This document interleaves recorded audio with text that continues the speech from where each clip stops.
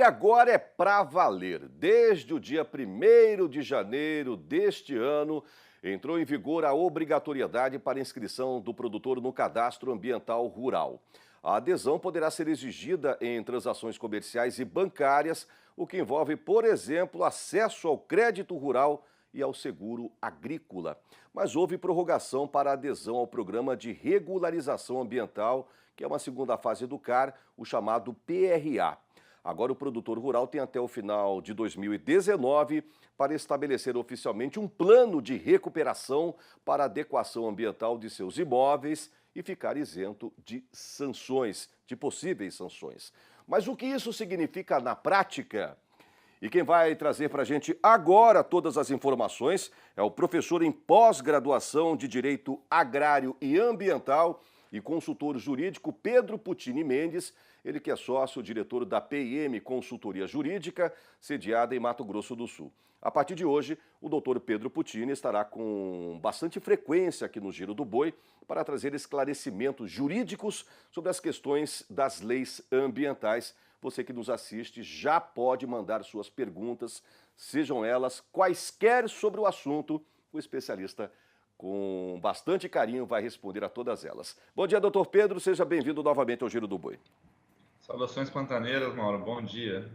Bom dia, doutor. Obrigado mais uma vez, tá? E espero que 2019 o senhor apareça pelo menos uma vez por semana para nos ajudar a responder esses questionamentos que tenho certeza absoluta são de muitos e muitos produtores espalhados por todo o país. E a primeira pergunta é básica, doutor Pedro. Vamos lá. Há inúmeras dúvidas sobre CAR e sobre PRA, por incrível que pareça, depois de inúmeras prorrogações, né? O que é CAR? Explica para o pessoal de casa. O que é PRA? Que prazos ainda temos e em que pé estamos em relação a essas questões ambientais? Bom, vamos lá, Mauro, é um privilégio estar com vocês. Certamente poderei atendê-los aí com maior frequência para tirar as dúvidas dos produtores, né? São bastante questões voltadas ao agro aqui na legislação, né? E, bom, vamos lá. CAR, Cadastro Ambiental Rural, PRA, Programa de Regularização Ambiental, primeira das dúvidas, né? O CAR, o prazo da inscrição já não há mais prazo, foi encerrado agora no dia 31 de dezembro. Isso significa que quem ainda não fez a inscrição está atrasado, com a possibilidade de ser penalizado por isso, né? Não está bloqueado de fazer a inscrição, isso é uma dúvida frequente aí dos produtores.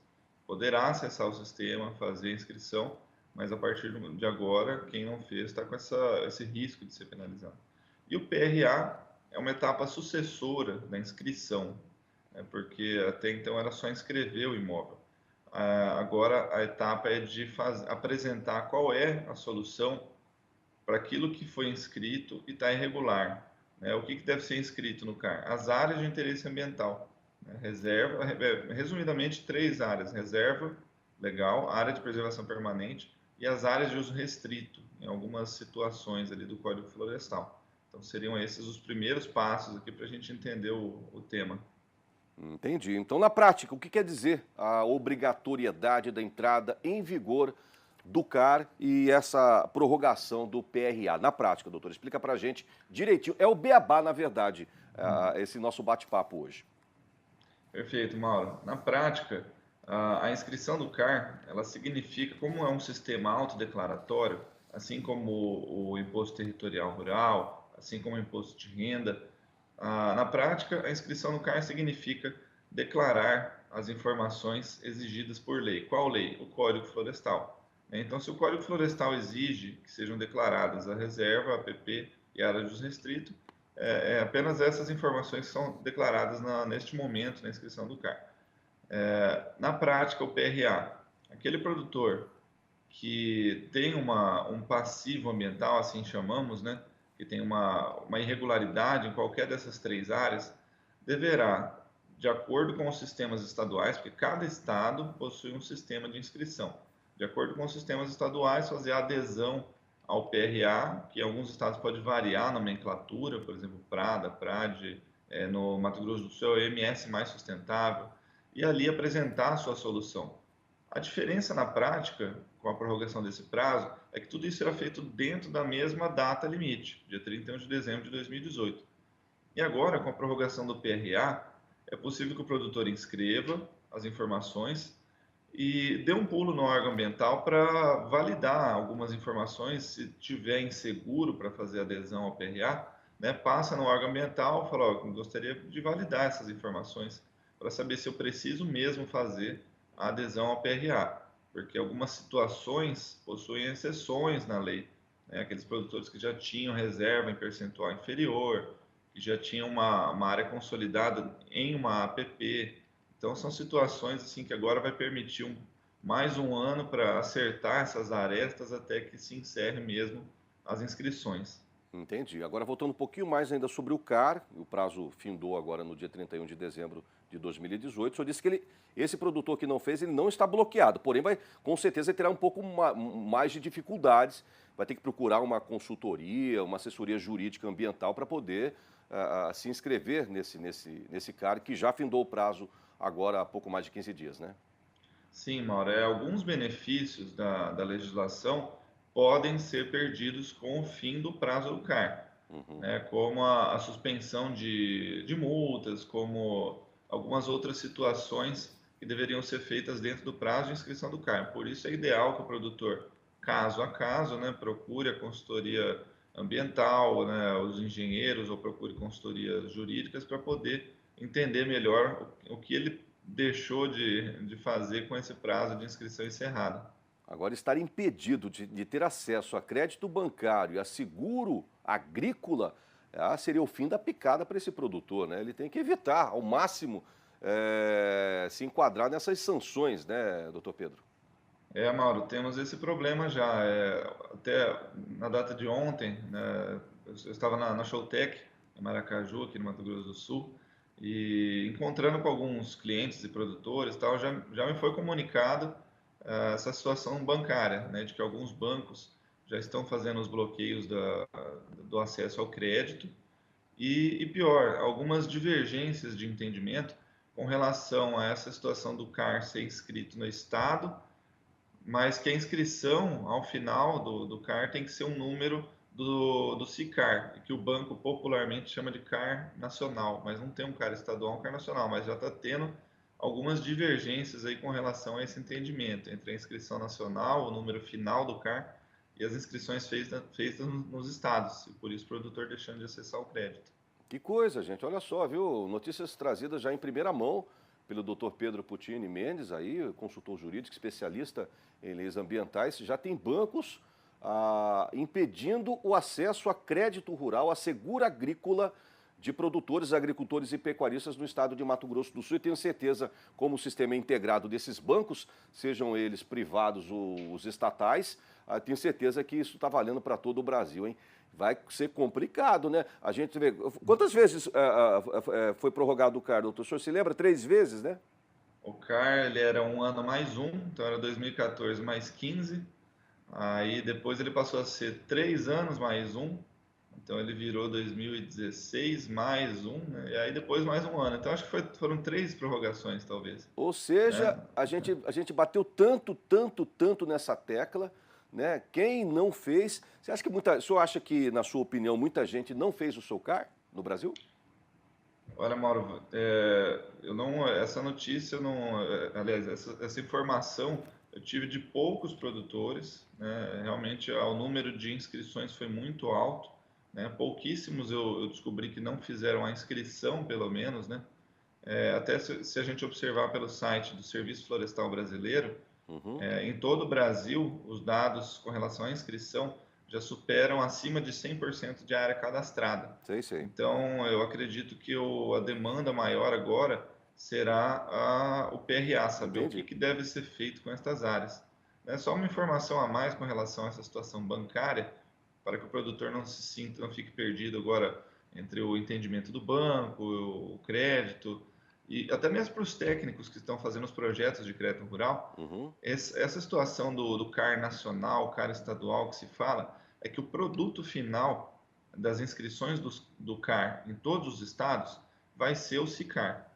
Mas o SICAR ele não é para ser exigido agora, porque todos os estados precisam, além de receber as inscrições do CAR dos seus produtores, precisam validar. E além disso, ainda tem agora o PRA. né? Então, depois que tudo isso estiver pronto, é que os estados vão migrar as suas inscrições para o SICAR. Entendi. Então, por hora, o banco deve aceitar essas inscrições dos estados e não bloquear o acesso ao crédito. Mas tudo Entendi. isso está dentro daquele grande pacote que eu acho que comentamos numa outra entrevista que eu fiz aí contigo, Mauro, que se chama de pós-CAR, né? Vai ter muito problema nessa fase. Doutor, tem algumas perguntas vindo aqui rapidamente. Aqui o Leandro Saraiva, de Campina da Lagoa, Paraná, ele quer saber se o produtor rural que tem a propriedade abaixo de 4 módulos e não possui passivo ambiental, se ele é obrigado a aderir ao PRA. Então, aquele produtor, o PRA, ele está, como já levantou essa situação aí o Leandro, né? O PRA ele é para ser feito para aquele produtor que tem um passivo ambiental, né? Então, Entendi. apesar de ser uma pequena propriedade que tem alguns detalhes do Código Florestal na hora da sua inscrição, se não tem passivo não é necessário. Ah, Pequena entendi. propriedade, Leandro, ela tem apenas uma diferenciação aí com relação às áreas de reserva legal, né? Que se for uma data aí anterior a julho de 2008, se tiver percentual inferior, ela permanece com esse percentual inferior. E alguns detalhes com relação à área de preservação permanente. Fora isso, se não tem passivo, a inscrição é feita normalmente. Bacana, Leandro Saraiva, lá do Paraná, você tá bem na foto aí, viu? Você acabou de falar de outra coisa também sobre áreas de preservação permanente, uma pergunta do Simão, aqui de São Bernardo do Campo, aqui mesmo de São Paulo.